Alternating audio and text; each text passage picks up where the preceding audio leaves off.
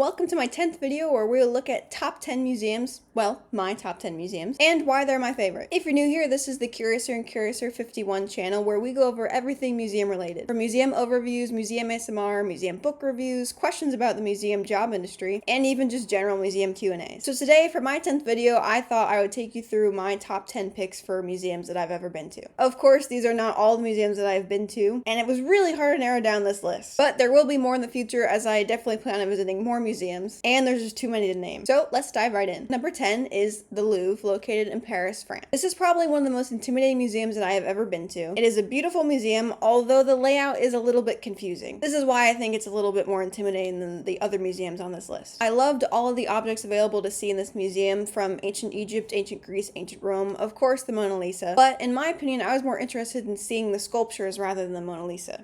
I saw the Venus de Milo, but my favorite was probably a sculpture of the goddess Diana, who is the Roman equivalent of the Greek goddess Artemis. If you are visiting the Louvre, I would give yourself at least 2 days to see it. You might be in there for 2 days, and be sure someone is tracking your whereabouts on the outside. Bring your walking shoes and grab your map, because this museum is ginormous. It has Napoleon's apartments, which is a whole separate section of the museum. You'll definitely hit your 10,000 step goal in that one day, probably even before noon. Of course, with a lot of museums, there are some controversial objects within the museum. Just do your research before you go to the museum to see if this is something you're interested in seeing, or if there's a section that you would rather avoid. An article recently came out at the Museums Association about the display of ancestral remains and human remains within museums, and the Louvre does have a mummy in the museum. This mummy is on display inside of a glass display case, so you can see it. But if you would rather avoid seeing human remains, then you just have to avoid the section with ancient Egypt and its sarcophagi. Of course, I will not be getting into the ethics of should you or should you not display human remains within a museum, as this is just an overview of top 10 museums and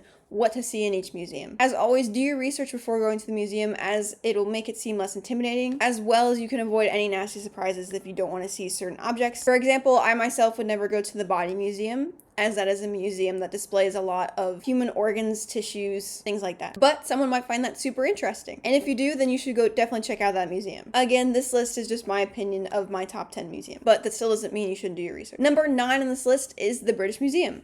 Second most intimidating on this list, I do feel, as it is huge. It is free admission. And to me, one of the most interesting artifacts that's within this museum is the Sutton Hoo helmet. This is a 7th century Anglo-Saxon helmet, and it's one of 4 that has been discovered. Well, one of 4 that is fully intact. It's also located in the Viking section of the museum, which is super awesome. There, of course, are some contested artifacts in the British Museum. These are the Elgin marbles. Those are located in the sculpture section of the British Museum. And there is one sculpture of a goddess that is also contested. But again, always do your research. Read articles from the Museum Association, from the International Council of Museums. Their policies and the discussions happening about repatriation and restitution are ongoing. So instead of just going to a random source, like me, I guess, be sure to do your research on a museum that you want to go to first. Number 8 on my list is, we're going across the pond to the Alligator Farm located in St. Augustine, Florida. If you know me, my favorite fact about museums is that zoos and aquariums are technically museums. Their collections are just animals. The Alligator Farm located in St. Augustine, Florida has alligators, reptiles, crocodiles. The reason it's my favorite is because these animals have been here longer than we have, and I am a sucker for dinosaurs. It is a super cool and interactive museum, so definitely go check it out. St. Augustine itself is full of history, as it's one of the oldest towns in the US, so there's plenty more to see there. Going up north in the States, number 7 is the Museum of Fine Arts, Boston. This is where I first saw the Wave, one of the most famous Japanese woodblock prints, and while I was there was a visiting exhibition of sculptures from the Acropolis from Greece. I really enjoyed this museum, and it is more art-centric, but it does have a lot of history in it as well. Since it's more art-focused, there is a wide range of art, from contemporary art, modern art, fine art, obviously, and ancient art. So if you're ever in Boston, I would definitely check it out. Of course, there are other museums in Boston to see, as well as the Isabella Gardner Museum, where there was quite a heist and scandal there, but we won't get into that. Number 6 on our list is the Gibbs Museum of Art, located in Charleston, South Carolina. This is a lot smaller of a museum than the last few that have been mentioned, but I really liked it as it's kind of a quick museum, and I used to go there after class all the time. Again, this is more of an art-focused museum, but they do feature local artists from Charleston and the Low Country. They have a sculpture section, they have traveling exhibitions that come in there, and I've even seen a concert there. It was a Bridgerton's concert. It was amazing. I would definitely check this museum out as it has a lot to offer, a lot to see, and it's not that intimidating if it's your first museum. Number 5 on my list, probably a little more intimidating than the last one, is the National Museum of the American Indian. This is actually one museum located in 2 separate states, New York and Washington, D.C. Well, District of Columbia is not only a state, but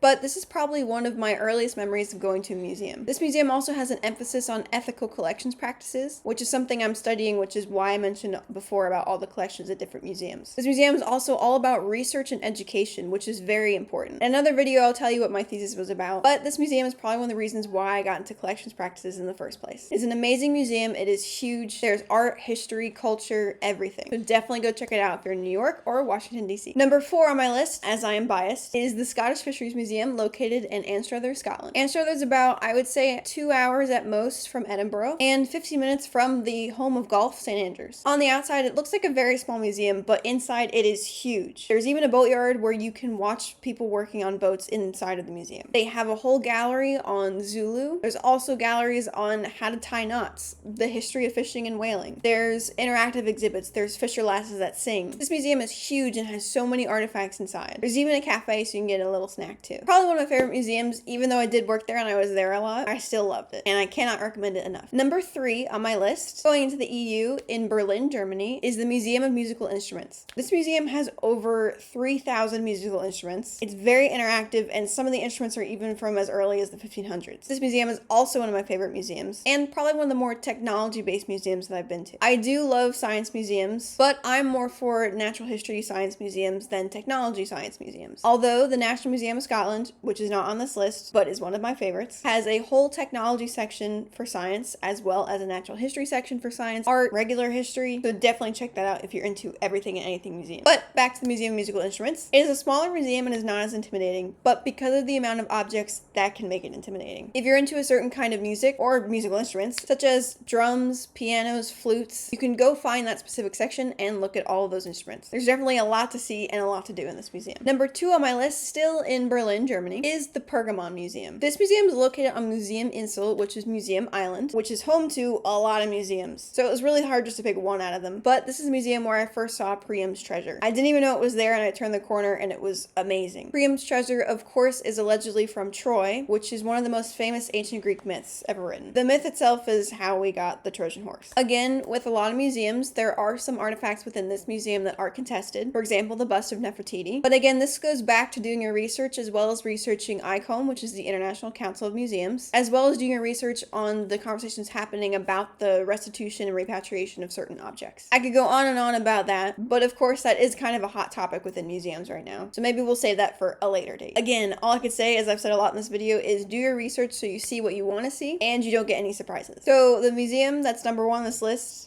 there is not a number 1 museum on this list. I don't have one absolute favorite museum yet, as I have not been to all of the museums, but I just have so many that I love and so many that I visit so often that it was really hard just to pick one. But since I promised 10 museums, number 1 on this list is St. Fagans Museum located in Cardiff, Wales. St. Fagans is an open air museum that has a castle, it has barnyard animals, it has multiple historic buildings and a little historic town that you can walk through as well as purchase things from. I was here for a museum association conference and it was my first time in Wales and I absolutely loved it. This museum is super interactive. There's a lot of things for kids to do. It's super family friendly and there's lots of places to get snacks too. They have the history of Wales, different objects that have been uncovered there from Bronze Age. They even have Bronze Age roundhouses. So I would definitely check out the museum if you're in Cardiff. So these are my top 10 museums. Well, really it was just a list of my favorite museums, as I mentioned a few that were not on the list, but there will be more lists in the future. So hopefully you've enjoyed watching this. Again, this is Curiouser and Curiouser51. YouTube is updated every Sunday and Instagram is sporadically throughout the week. If you want to drop your favorite museum below, please do, as I love getting new museum recommendations and I want to see more museums. So here's to making museums less intimidating, one visit at a time.